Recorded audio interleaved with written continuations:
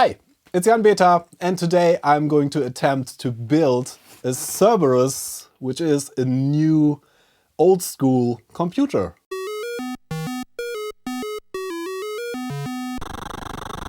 So the plan for today's video is to build the Cerberus 2080, which is an open source project by Bernardo Kastrup. He's also known as the Byte Attic and has videos about designing this whole thing on his channel, so I recommend checking out his channel anyway. The whole project has kind of a charity approach to it. It's all open source, so you can find everything you need on Bernardo's GitHub that I'm going to link in the video description. You can also buy kits and readily made boards from the Home Computer Museum, which is the Dutch Home Computer Museum. This is a cultural charity dedicated to the memory of elderly home computers. So if you want to support the Home Computer Museum, which I highly recommend, and are interested in building one of these or tinkering with one of these, I highly recommend checking out the website. I am also going to link directly to the site where you can buy these boards or pre-manufactured computers. The whole project is an educational one, so it's meant to deepen your understanding of how computers actually work. The interesting thing is that this has kind of the best of both worlds. This has a 6502 processor and also a Z80 processor. Most things are pretty clearly laid out on purpose so you can understand things better. It uses a few modern parts. The PCB layout basically reflects how the system works too, which is pretty nice. You have the processor area, there's a spacer chip that glues this to the video circuitry, which is actually VGA. So we are going to have a VGA output on this. This also uses modern RAM chips, of course, a couple of modern chips to provide extra functionality, but the processors are actually old school processors or new versions of the old processors, which are virtually the same. They can be programmed in the same Z80 or Z80 assembly and 6502 assembly as the old processors, basically. So this is very nostalgic and modern at the same time. It's a pretty interesting project. I'm pretty excited to build this, actually. And apart from some personal notes and a bill of materials, Bernardo also included this nice manual, which is a manual for using it as well as a manual about how the machine actually operates. And of course, the important part in the beginning is going to be the section where it is laid out how to actually build this board. As a little side note, I also love the fact that this is a spiral bound manual, as many of the original old school home computer manuals were actually. And yeah, this is really nice. It's all color and has every single step. I think I took a look at this and it has a lot of steps in there. So hopefully not much can go wrong. This is quite the dedicated project, building one of these boards. So if you are not experienced with soldering, take your time. And this is also a modern board, so things are a bit different than on your retro computer boards you may be used to soldering to. Yeah, the modern things about this is that the through holes are actually pretty small, so maybe we need to use a smaller soldering tip than I'm used to. And also this has ground planes hidden in the center of the board. All the traces you see on these top and bottom side is not everything that's in this board. There's ground planes underneath. I don't know exactly how many layers this board has, but there's definitely copper between the layers. And that makes it pretty difficult to desolder, which is also mentioned in the manual. So I hope I get everything laid out correctly first time. It's not easy to desolder from this board. Yeah, the project I'm currently building is all open hardware, so the files to make your own circuit boards are freely available on the GitHub page that's linked in the video description. And in case you want to order your own PCB, I recommend PCBWay, who also happen to be the sponsor for this video, my favorite manufacturer of prototype PCBs. They offer excellent service, they have really quick turnaround times, and they are not all that expensive. They are really friendly people to work with and offer highest quality PCBs. So I recommend checking out the link in the video description and paying them a visit and maybe order your Cerberus PCBs from them. Yeah, let's try and build this thing. I actually have a full kit. Bernardo was kind enough to send me everything that we need to build this. And I even have the clear acrylic enclosure that this has. That is an option. Let's just go through the preparation steps. Pay extra attention to avoid mistakes. I'm going to try my best. Yeah, basically what this tells us is to start soldering the sockets as our first step. And thankfully, unlike many old school boards, this board has markings for pin 1 with a clearly visible arrow. Yeah, let me try and populate the sockets and solder them in place.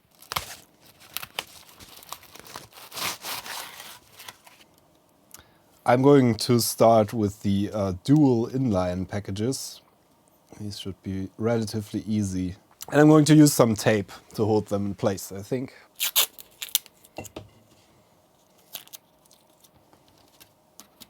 And obviously on these, pin 1 is on the side where this little notch is that you can see on these sockets.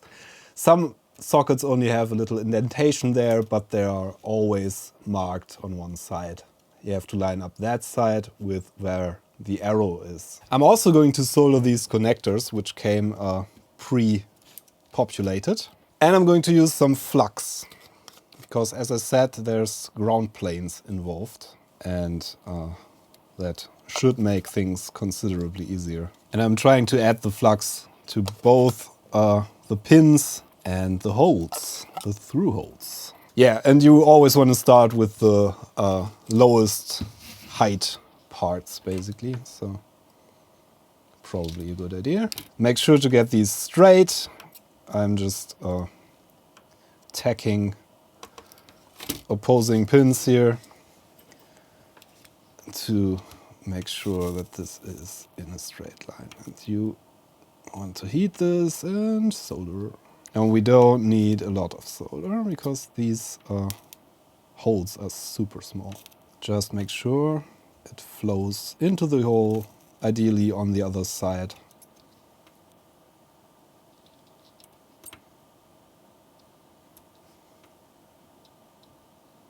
That's our first socket. We're going to repeat this for the other sockets. And to make sure these are straight, I'm just tacking the pins here while pushing the socket into its final position, basically. Basically, you want to heat the pin and the hole and then add a tiny bit of solder, which is enough for this modern board. And repeat for all the joints.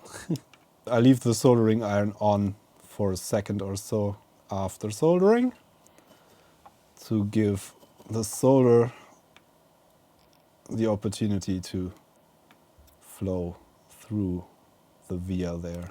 We are going to clean off the flux residue afterwards.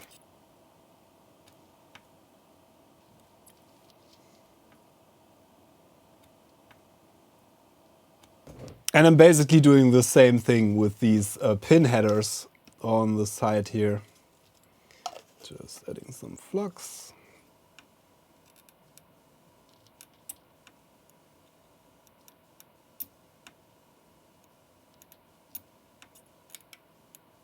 Just going to do the dual inline stuff first. So I have all the regular IC sockets in there now. There are some special sockets. These ones that only have 4 pins are for the crystal oscillators.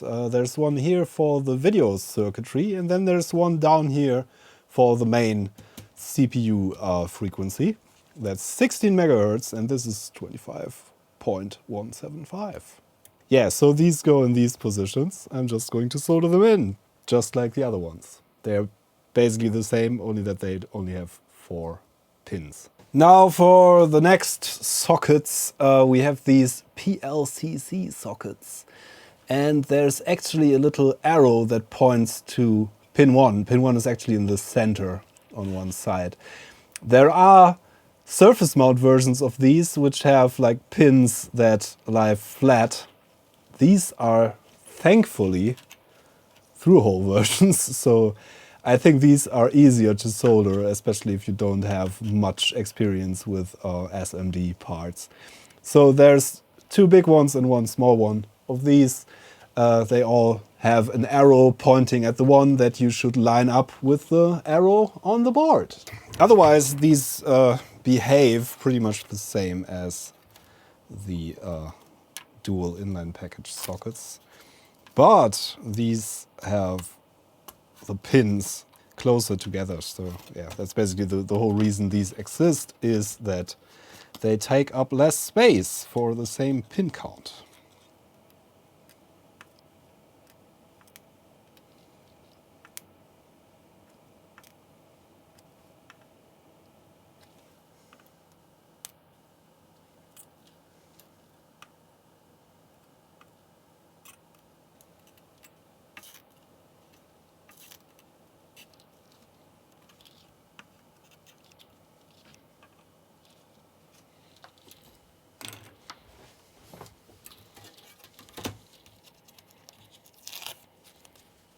Next up, the manual recommends to solder in the ceramic capacitors. There's quite a few 100 nanofarad ones which have a 104 printed on them. We have 100 picofarad ones which are 101, and we have 470 picofarad ones which have the 471 printed on them. The bill of materials has all the positions for those. We are going to populate these by putting them in the board and then bending the legs outwards on the backside so they stay in place and we can just solder them in one go, hopefully.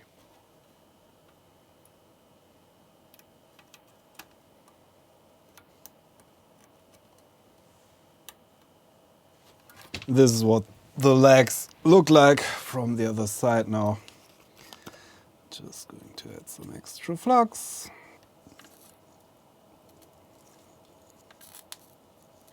And we're going to clip the leads with some flush cutters afterwards.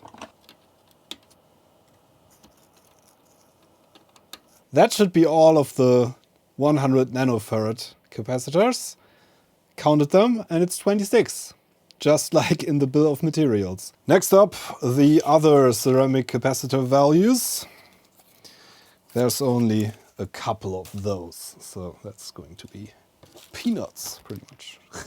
The next step is going to be soldering the resistors, and there's a couple of different values and kinds that are all mentioned very clearly in the bill of materials with the positions they go into. So I'm going to start with the 10K ones. That's quite a few, 56. So that's going to take a while. I'm not going to show you every single resistor. Basically, I'm just going with this and putting in one resistor at a time and bending the legs. They don't have a polarity, just like the ceramic capacitors, so it doesn't matter which orientation you put them in the board. It's always nice to have them, the color code, line up if you have a couple of the same values next to each other, but it doesn't matter functionally, just aesthetically. So I'm going to try my best. Let's go!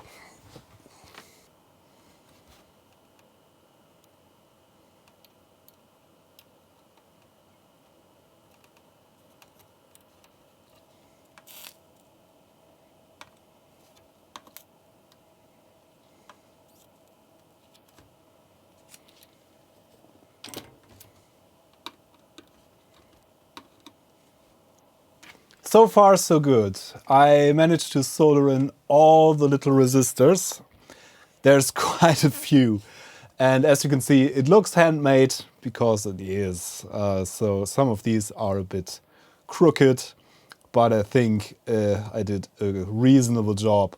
I also realized, because Bernardo actually pointed that out on Twitter when I posted pictures of this half-populated board, that I managed to reverse the Z80 socket.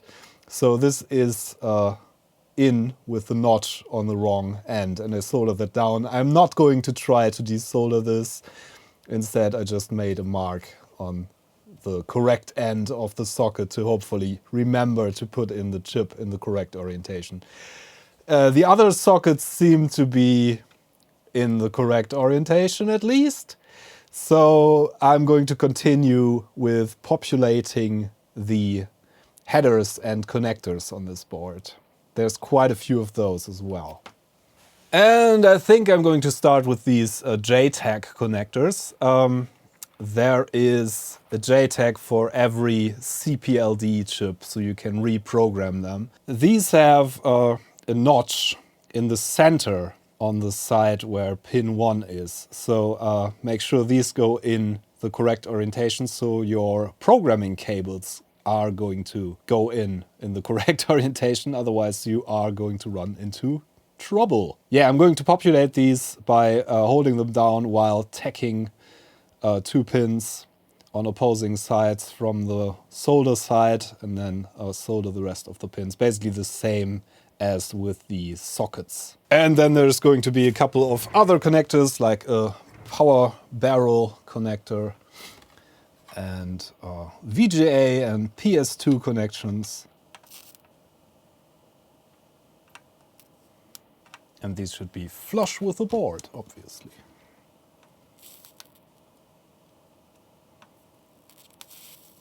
Next up, we have the VGA connector, which goes here. You can't really reverse that. The plug side is going to face outwards.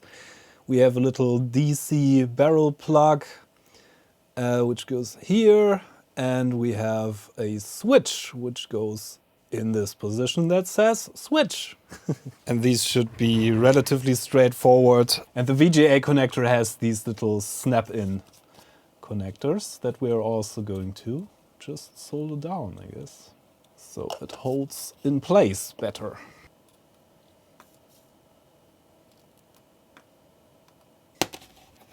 Yep, that looks good.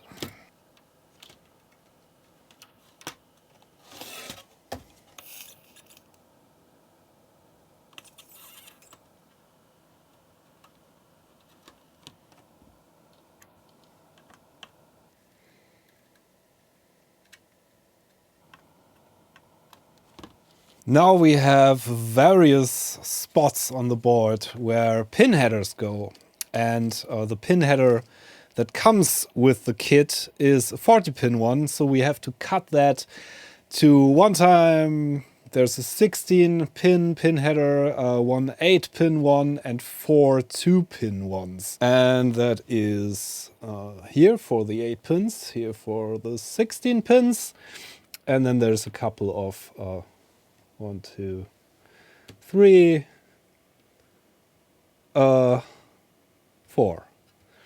There's a couple of spots where you have 5 volts connectors. That's 2-pin pin headers. And yeah, I'm going to do this in the same manner I did the sockets and everything else, basically. Hold it down, solder 2 pins on opposing sides to straighten it, and then solder in the rest of the pins.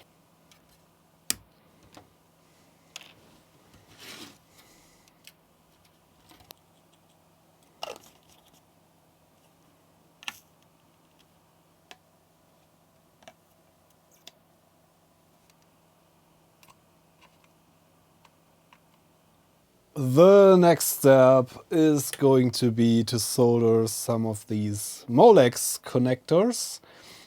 One goes on one of the SD card adapter ports on port 1, That's the primary one we are going to use. There's different options for different kinds of SD card adapters that we can solder to.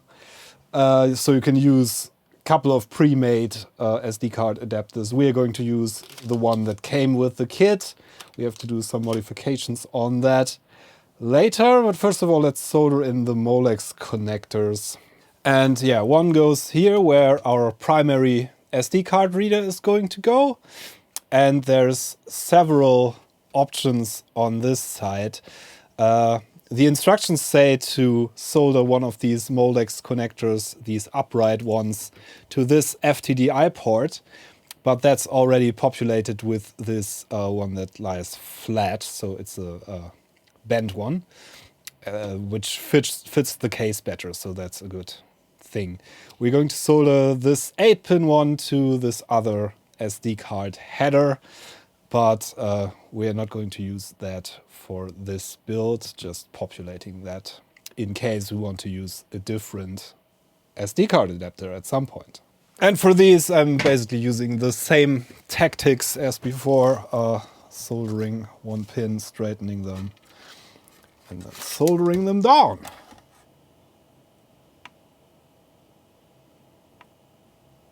The other 8-pin and 6-pin headers are already populated by these angled connectors, so you can only use one SD card adapter at a time, of course. So we only need to populate the one we use, actually, which is going to be this 6-pin one.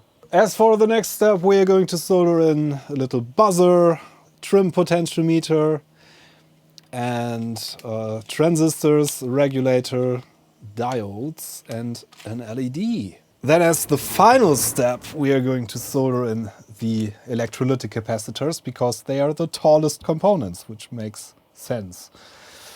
And for these components, you want to make sure to not use any more heat than you actually need to solder them, because these components can break, especially the diodes, when you are heating them up too much, basically. The little buzzer has a plus marking that's on this sticker and a plus marking on the board. So this goes in like so.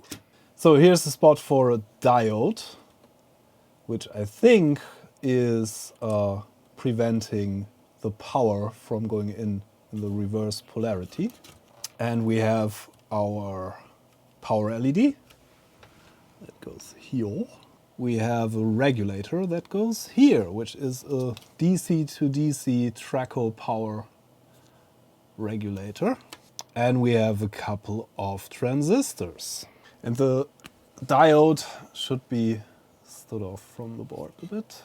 It should be 2 millimeters floating above the board for better heat dissipation and airflow around the diode. And obviously, the ring of the diode should line up with the ring on the silk screen here. So here's a spot that says power, which is the spot for this power LED. And of course, these LEDs have a polarity, so the longer leg is the positive, which should go on the side of this resistor here, and the other one is going to be connected to ground. So the way we insert this is this way. So this is the regulator. It's a switching regulator with the input voltage coming in on pin 1, indicated by this little dot here. So on this board we have 9 volts coming in on pin 1 and 5 volts on the pin 3, which is the supply voltage for the board. So this marked pin goes in the position where it says 9 volts on the board. The center pin is ground and the output pin is 5 volts. Like so.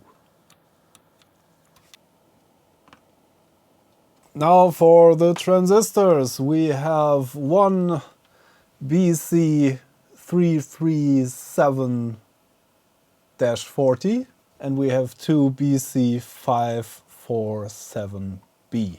And the 547s go in Q3 and Q2, and BC337 goes in Q1. The direction these go in is marked on the board. These have a flat edge, that is also indicated on the silk screen, and a round edge that is also indicated on the silk screen. So these are going to go in according to the silk screen. Let's do that. And these should be slightly floating above the board as well. And as with all semiconductors, you don't want to heat them for too long while soldering. This goes for diodes and for all semiconductors. Transistors, diodes, ICs. And they also can take electrostatical discharge damage. So I'm wearing my ESD strap here just to be extra safe. Usually transistors and diodes are very forgiving. It's time to put the electrolytic capacitors in as the final components, apart from the chips and the SD card reader.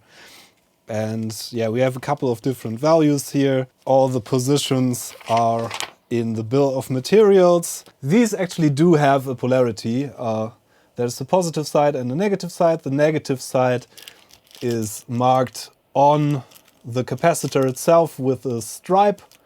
And that's also the side this stripe is on the silk screen on the board here. So make sure these all go in the correct orientation. There's a little plus for the positive side, which has a longer lag on these components, and the negative side is marked with a clearly visible stripe on these electrolytic capacitor cans. And these should go in as far as they fit. So some of them are not going to go flush with the board completely, but solder them as flush with the board as you can.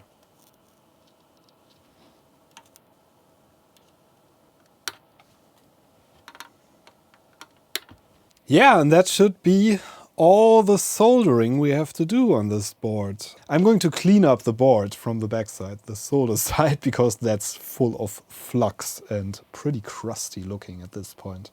So I'm just going to use lots of isopropyl alcohol on the backside.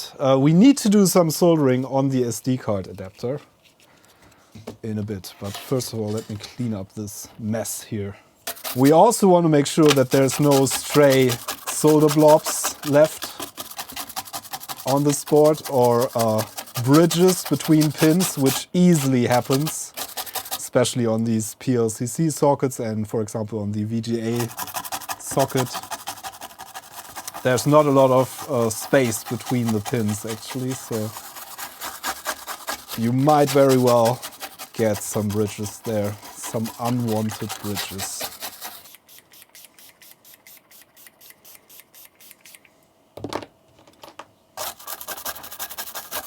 And there's a couple of small drips of solder which you should be able to just remove with your fingernails. At this point, you can pretty clearly see them. Yeah, this cleaned up relatively nicely. At least we got the flux residue off. It has to fully dry still.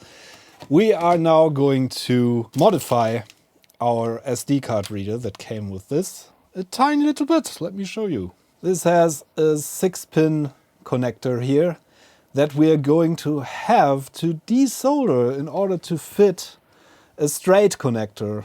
So this fits on our board.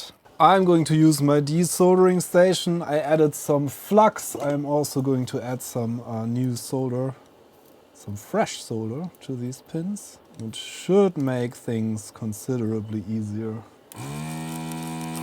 I'm going to use some hot air, I think.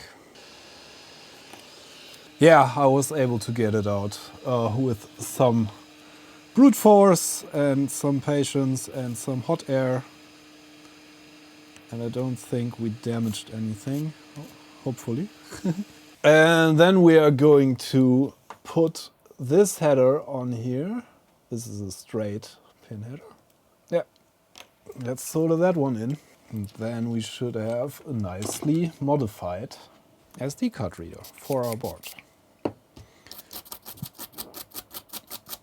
We're now going to fit these nylon standoffs for the SD card adapter with the little nuts facing to the backside of the board, actually. And there's 4 of those that go in the positions around where our SD card reader is going to go.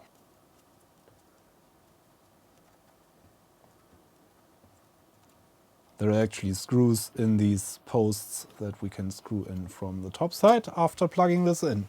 However, I'm not going to plug this in yet, because I want to test the voltages on the board, I guess. At this point in the build, I am going to test for short circuits or reversed components.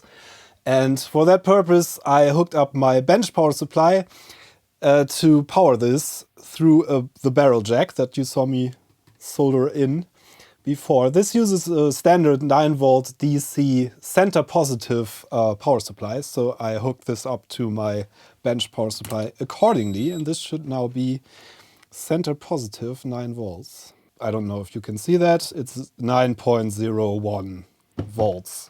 So we are going to plug this into the power jack on the board. Using the bench power supply has the advantage that this is current limiting in case we have a short. So let's plug this in. And nothing exploded yet. Let's switch this on. We should see the LED come on, I think. Yay! And nothing exploded. That's a good sign. I'm just going to measure the voltage on one of the dual pin headers, where we should have 5 volts, spot on. That's after the regulator. And as you can see, we have 5 volts pretty much spot on. That's a good sign. So our power supply circuit works. And we don't risk damaging components that we put in here, which is going to be the next step. I'm obviously turning this off and disconnecting from the power supply. And I'm going to populate the SD card header at this point. Hey, and it fits. And now we can screw it down with the plastic screws on the standoffs. Don't want to over tighten these because these are plastic screwed into plastic. So no need to tighten these very much. They are basically just to keep this thing from sliding around when you insert or remove SD cards. Micro SD cards, actually. So we are going to populate the sockets with the chips. And we're not going to populate CAD and the 16 MHz oscillator because we actually have to reprogram the CPLDs. And yeah, you want to take your time with this step because you don't want to mess up things at this stage. Make sure that everything lines up with the correct orientation. These chips have a little notch on one end. That is where pin 1 is located. So yeah, we are going to populate all the sockets, and I'm going to be extra careful with my Z80 socket that I soldered in the wrong way around. Also going to straighten the pins with my leg straightener. So this should go in here like so, facing this way with pin 1. Okay, and we don't want to populate the char EEPROM unless you are developing Cerberus 2080 further and know what you are doing. So we're not going to develop this thing further, at this point at least, and we don't know what we're doing. So we're not going to populate the char or character, I guess, EEPROM. We are going to populate the rest. The crystals actually have a dot for pin 1. That's all our dip chips in. Now for the PLCC chips, which is a nice touch. They all have kind of nicknames as usual for old computers. This isn't an old computer, but they still have nicknames. So we are going to put skunk in. That has a mark on the back side here and on the side. So that should be lined up with pin 1. And you want these to be lined up very straight. So they can need a bit of force, so it's super good if you line them up properly before pushing down. Okay, that should be in. We're officially in the wrap-up stage of building the Cerberus. And it says here to add rubber feet to the board, but I actually have a nice acrylic case, so I'm going to skip this step. The next step is going to be programming the CPLDs, and we need a microchip programmer for that Bernardo also included in the care package he sent me, which is pretty nice. So this is going to be relatively straightforward. Basically what we are going to do is to use these JTAG programming headers that are here for each of the CPLDs. There's 3. These PLCC chips are the CPLDs. And we can program them individually with the microchip software that I already downloaded. And we're going to do this without the microcontroller in here and without the main oscillator. The board should be populated like this for programming the CPLDs. And here's the little programmer. Microchip ATDH1150 USB. So this connects via USB to the Windows machine I have set up here. And we are going to connect this JTAG wire cable to the JTAG A connector, and then this end goes to the JTAG connector on the board actually. And I downloaded the whole Cerberus 2080 package from Bernardo's GitHub page, which also includes the software for programming the CPLDs in the third-party software tools folder, and we have the files to program the CPLDs in the CPLD files folder. So we are going to connect the JTAG cable to this programming header for Caviar. I'm going to power the board. This should have power now, which it does. That's nice. We're going to start the programming software. And inside the programming software, which is ATMISP, I select File, New, and I'm creating a new device chain, number of devices, 1, and I'm clicking OK. The Caviar chip is an ATF1504AS, so we're going to select that, and we're going to set this to Program Verify, and we have to select our JDEC file. There's our JDEC files, and we're going to select Caviar, because that's the chip. We're going to open that. OK. Setting up USB connection. Create device number 1.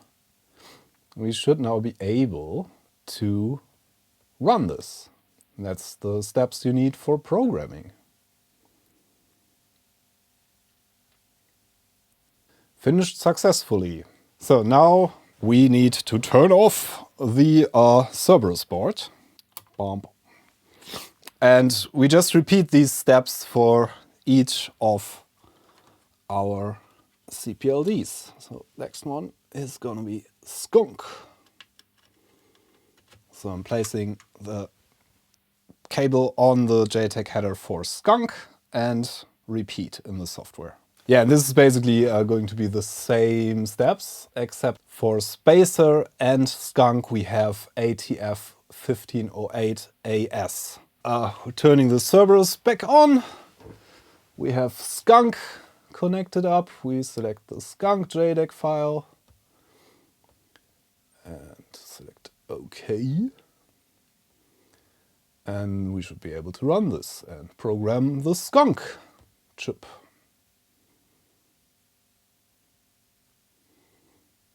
Finished successfully. So we're turning the Cerberus off again and repositioning the cable. And we're going to, I'm not going to show the steps again, I guess you got it at this point. This is the same sort of CPLD that Skunk is, so the steps are very similar, just you need to select the JDEC file for Spacer and run. And that's it. That's our CPLDs reprogrammed. And in the manual, it's also laid out how to program the microcontroller, the Atmel microcontroller. You need a couple of things for that, a perf board and an Arduino, and you can compile the Arduino sketch. You can also modify the sketch, obviously, but I think I have a programmed CAD microcontroller chip. That's an ATmega 328P. Yeah, all the steps are in the manual. That's kind of the BIOS. And this is now the step for a transparent case. I just want to give this a quick test run, obviously, at this stage. It should be an operational system before I put it in the case. Let's see what we get. So I already hooked up a VGA cable to my big monitor here. And should be able to populate the remaining chips now. This should go in like so. Oh, and obviously we also need the mass storage in this case. A little SD card that is already programmed, so it should boot right away. If we did everything correctly, that is, obviously. So inserting this here. Yeah, let's do a test run. I'm not sure if this is going to work. We're going to find out very, very soon. So now here's the moment we've all been waiting for. I have been waiting for. I'm going to remove the sticker from the little buzzer. Let's try. And just, I'm going to flick the switch. Fingers crossed I did everything correctly.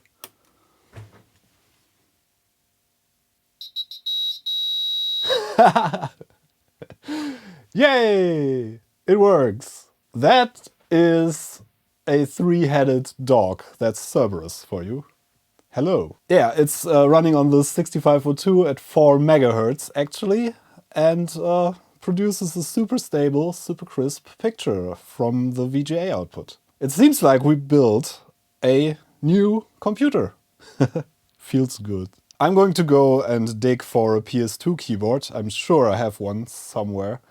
We're going to briefly test this. There's going to be a more in-depth video where I show how this thing actually works and what you can do with it pretty soon. The intention of this video was the build, and I think it's long enough. It took me quite some days, several hours each day to build this actually. So yeah. In the meantime, I found this cheapo PS2 keyboard that I had laying around. And I also set the screen aspect ratio to 4:3, which is the correct aspect ratio. And actually the keyboard does work. Unrecognized command, darn. So obviously hello is not recognized, but we should get a list of commands if we enter help. And this is actually the BIOS. It's very limited in terms of functionality, but it's a computer that actually works. It can switch between the 6502 and the Z80 processor. We can do a CLS that clears the screen. Nice. We can see what's on our SD card. And there's our basic files. That's basically the system. We have a couple of basic programs there. That's not basic like in the programming language basic, that's just machine code, I think. These are example programs that actually come in the distribution, but there's a lot of third-party programs now. There's a version of BBC Basic for this machine now, or two different versions of BBC Basic actually, so you can program this in Basic. I'm going to go into more detail about what you can do with this thing in the next video. I think this we should wrap this up with a short demo of things. So how do we actually start a program? Load. Loads file. Try to do that. Load type 6502.binary. All right, done. Okay, We should be able to run this, I guess. I think we're running the typewriter program, which just... Yeah. Hello. I am Cerberus. Oh, this is just writing one line at a time, it seems. Okay.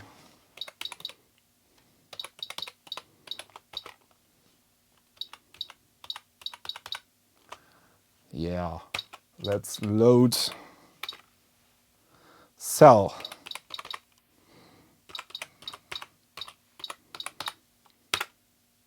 All right. Run. Oh, okay. That's a bit more sophisticated. Super nice. We can switch this to the Z80 processor by just hitting Z80, I guess. All right, done. Okay, let's try the cell thing in Z80. Whoa, and that's much faster. So that Z80 code for this purpose is much faster than the 6502 code, it seems. That is pretty nice. We made a working system, it seems. So both 6502 processor and Z80 processor, or Z80, depending on where you come from, both operational. The whole system is as well. We got access to our SD card. We can run software. The BIOS starts up fine. It even gives me sound. Super nice. I'm super happy. Yeah, I'm just going to follow the instructions and put this in its nice luxury case that my kit came with. We basically have to put these standoffs into the holes in the PCB and screw in the top part and the bottom part. So these come screwed together like this. There's two plastic washers. One goes on the top side and the male part goes in here. Then the washer goes onto the threads here and we screw in the other part from the bottom side. Hey, I got them all in. So now it's time for the acrylic plates. And they should just fit the positions of our standoffs pretty nicely. Yeah. The screw holes are also in the positions where a regular micro ATX board has the screws, so you can fit this inside more elaborate cases pretty easily. Oh.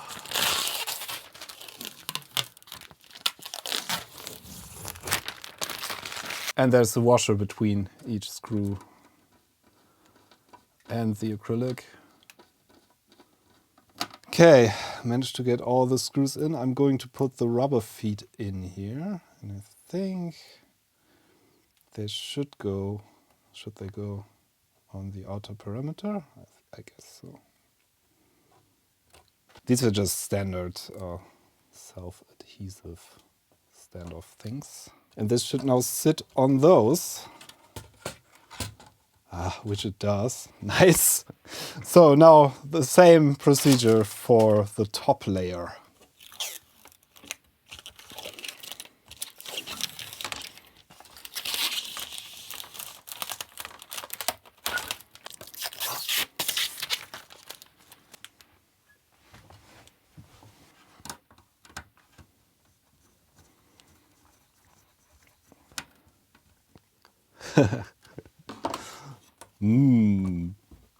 Beautiful. It's in its beautiful case and it's still working. Yeah, that's one working Cerberus. And as you can see, I can load stuff and run stuff. And it does work beautifully. Yeah, I think that concludes the build portion of this educational project. So far it's been educational in terms of learning how to solder different components. But as I said, I'm going to do another video and I'm going to talk a bit more about how the system actually works and how things are interconnected, and also I'm going to try out some software that exists for this, and I hope there's going to be more software in the future. Yeah, I think that's it for this video. Hope you found this informative, maybe a bit educational even, and maybe you had fun watching me building this thing. If you want to make your own, as I said, the links are in the video description. You can order this as a kit from the Home Computer Museum, or you can order a pre-built unit from the Home Computer Museum in case you don't want to go through all the effort of soldering this. It took me quite some hours that I sunk into this. I would recommend planning at least 8 hours or more. I think it even took me a bit longer than that because I was filming the process, which always kind of delays things. But yeah, it's a very fun project, and in the end you have a new 8-bit system that you can have a lot of fun with, which we are going to look into in the next video. Of course, this is open hardware, which is pretty amazing, so you can look up everything you need to build this, buy your own parts, have your own PCBs manufactured to build this. And the software is also open source, so you can look at the code and how things work internally. Thank you for your support, your comments, your subscriptions, and there's a Patreon in case you like my work here. All the links are in the video description. I'm Jan Beta. Thanks for watching. See you next time. Bye!